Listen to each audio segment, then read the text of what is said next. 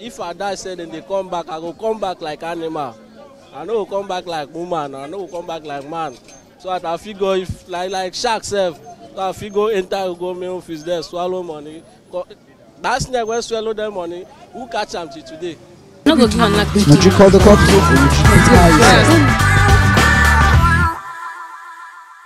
All right, ladies and gentlemen, a few days ago, the presidential candidate of the PDP, Alhaji ATIKU Abubakar, made a few statements that were quite controversial. He said he was willing to give amnesty to corrupt politicians as long as they are able to return the money or invest in the country. This has caused a lot of buzz online. Well, we're on the streets of Lagos to find out how Nigerians actually react to this. Do they think this is going to work? Let's go and find out. My name is Joshua Giggin, and you're watching Pulse Vox Pop.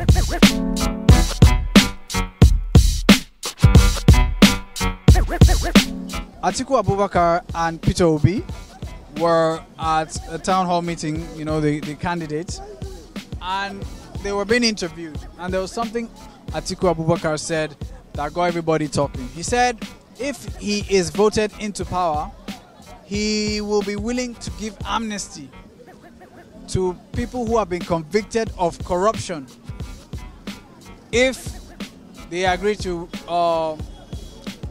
return the money or to use the money on Nigeria. That's to spend the money, you know, repairing something in the country or something like that. I want to know what's your personal opinion about this statement, and you know, yeah, I just want to know. I think when it comes to politics, you know one thing about all these politicians. They beg for the power. When you give them the power, they use it against you. It is a normal talk. This is what we've been hearing. At the end of the day, they won't do anything. Okay, the first thing is, okay, if they are caught, they will be pardoned if they return the money. Okay, the next thing is, what about those who will not be caught? Will it allow them go scot-free? I think the first thing that should be done is that it's not about letting them go scot-free, because when you take the money of the people, there are some things you've denied it of. What about those the facilities you will have put in place, but because of the fact that you took away the money, you are unable to put those facilities in place? Let's take in, for instance, health facilities. So what is the lot of those who have died or passed away because this money was taken away from them? I think the first thing is that investigate them thoroughly and make sure that you bring them to court and make them speak for what they've done. It's not about pardoning them, because if you keep doing this thing, because we hear it all the time, if you did this, we are going to pardon you, we are going to pardon you. Okay, let us charge them to court and let the law take its course. But it's not me. You are evidence saying go bring the money back. All I know deal. This was for me, but if I 60 minutes, well, myself, I go still go thief too. I go still find a way where I go thief too. You go thief yourself? Money now. I make I say, if I die, say then they come back, I go come back like animal. I know come back like woman, I know come back like man. So I figure if like shark self, so I figure enter go main office there, swallow money. That snake when swallow them money, who catch them till today? Now why you yourself go come like waiting? Make I ask you. You go come like. I come as a human being. Me I will come like shark. I will swallow 46 million now. I tell you. The truth is, politically, in all countries of the world, not all money is being used in terms of investment are genuine sources of money.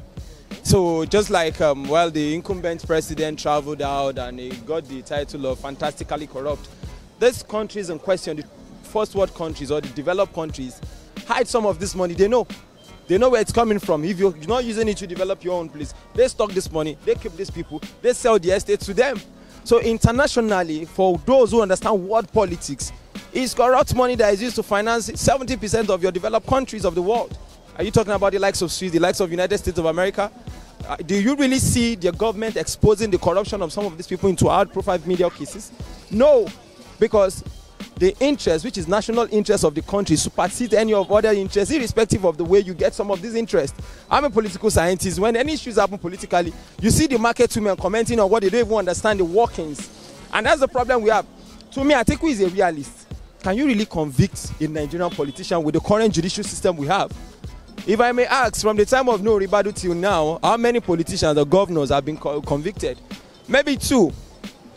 Under Buhari, the former governor of Plateau State, the case has been on for 11 years. So just you to convict one governor, it started on, count 11 years from now, you know, you can trace it back to the time of Yaradua. So which means in 19 years of democracy, you only convicted 2 governors. So being a realist, I'm a realist. I don't believe I read political science on Bafemi Awolowo University. He's my very good friend while we were in school and we did union politics. The truth is, you can't convict a Nigerian politician. Look at what is happening to the CJN, NJC, the counter argument and the Babraka. It's election. We've seen it before time. It's election. The composition of those who will head the tribunal for the election is glaring. So before the end of time, we can almost predict that this is where they are going. It's simple. Nothing, as long as the judicial system is concerned, the legislature is politics. You know, I don't think that's possible. You know, it won't work. Okay. Because nobody wants to return that kind of money. You know, the money is rude, you know, so it cannot work. So what do you think should work? What do you think will work? We just need to keep hoping and keep praying that Nigeria get better. That's all I have to say. In my opinion, I feel that if you want to fight corruption, corruption is not fought on the basis of attacking individuals or political opponents. Corruption is fought by building institutions such that you make it very difficult for people to steal money from government purses. Do you understand? So if we continue on this terrain, money will still keep missing, and at the end of the day we'll still keep repeating the same thing over and over again. I agree when they say corruption is one of Nigeria's major problems. I agree, I totally agree.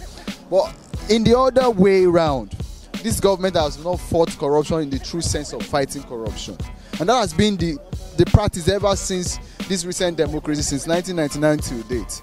Government that is sincere and that want to fight corruption should build institutions, make it difficult for people to steal money from whatever organization they are working. What type of institution? Okay, what I mean is this. You cannot tell me that there is no corruption in America, but there are checks and balances. And that is lacking here. You understand? You don't have people who will checkmate people in position of authorities. You don't have people, even if such people are there, they are not working. So you must make sure that those people, those are the people that form the institutions I'm talking about. They are the ones that will ask questions. You give accountability to whatever kobo you have spent. And that is where to start from. And on the issue of investing the money into the country, I think I totally agree. Sir, a lot of money has been stolen in this country, whether you like it or not. So most of it, the ones that are still in this country are not in your banks, because there's a likelihood for them to trace it with the help of TSA and all that. Some of them stock this money in their houses. You have them docked in their gowns and all that. These are economic waste. It's not valuable to the nation. So if such money can be reinvested into the economy, I think I totally agree. All right, guys, you heard it from the streets. Some Nigerians think ATIKU was just trying to be realistic and they think this will work. Others say no. All corrupt politicians belong in prison or jail for a period of time. What do you think? Leave your comments in the section below and let's keep the conversation going. Remember, follow us on all our social media platforms. My name is Joshua Giggin, the one and only Giggin, and you're watching Pulse Vox Pop.